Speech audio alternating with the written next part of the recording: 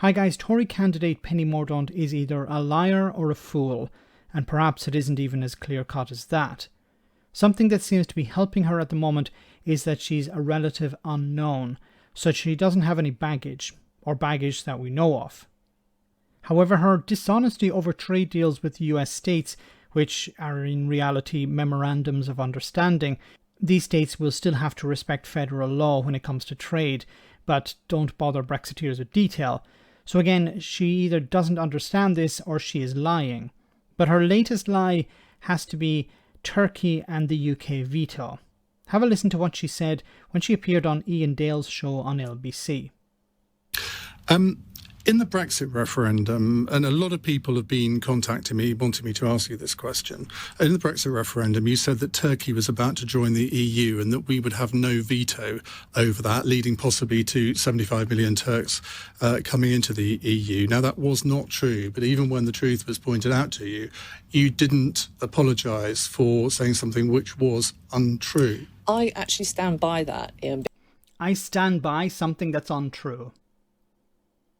She sounds like Boris Johnson here. Because, well, the short answer is the British public didn't have a say. The longer answer is it was government policy. The British public didn't have a say. What the heck is that all about? If the British public had a problem with Turkey and the British government's Prime Minister was wanting Turkey to join, that's an internal political problem within the UK. It has nothing to do with the veto and it has nothing to do with the EU. This is an internal problem. And anyway, David Cameron was replaced. David Cameron was voted out, in a sense. This is nothing to do with the veto and nothing to do with the EU. David Cameron... It was not true to say that we didn't have a veto. We did. There is a provision for a veto, but we could not have used it. This is absolute crap. Yes, you could use it. Like other countries can use it. Bulgaria had threatened for a number of years North Macedonia, for example. You know, it's absolute crap that the UK couldn't use it. It didn't have the provisions for a veto. Absolute crap. The UK had a veto. And this has been pointed out on numerous occasions. She's wrong here. Factually wrong. It's not opinion, factually wrong. And she refuses to accept reality. She's a true Brexiteer. That's why she's so popular with Brexiteers, because she rejects reality. Because Why? David Cameron gave an undertaking that he would support their accession. And having given that undertaking to a NATO country, he would not have been able to walk away. Obviously. But that's nothing to do with the veto. You lied. You said that we couldn't use the veto. We didn't have a veto. We couldn't stop Turkey from joining. You couldn't stop Turkey from joining because you didn't like David Cameron's policy? Then that's an internal political problem within the UK. Nothing to do with the EU. So you've thrown tens of thousands of people and businesses under a bus because you didn't like a policy that David Cameron was pushing. He's gone. There's possibilities for change in the future. But I think it was disingenuous of him to claim that the UK could have vetoed it. Once again, disingenuous of David Cameron. Disingenuous after she has been presented with reality. She refuses reality and she says that David Cameron has been disingenuous.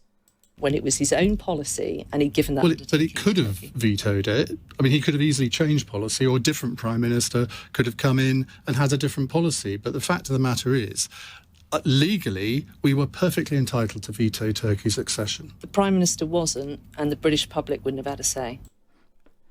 The Prime Minister wasn't? That's an internal problem.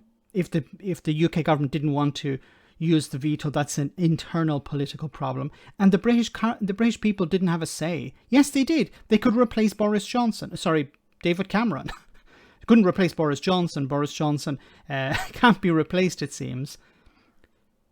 But this is absolute crap. It's lies.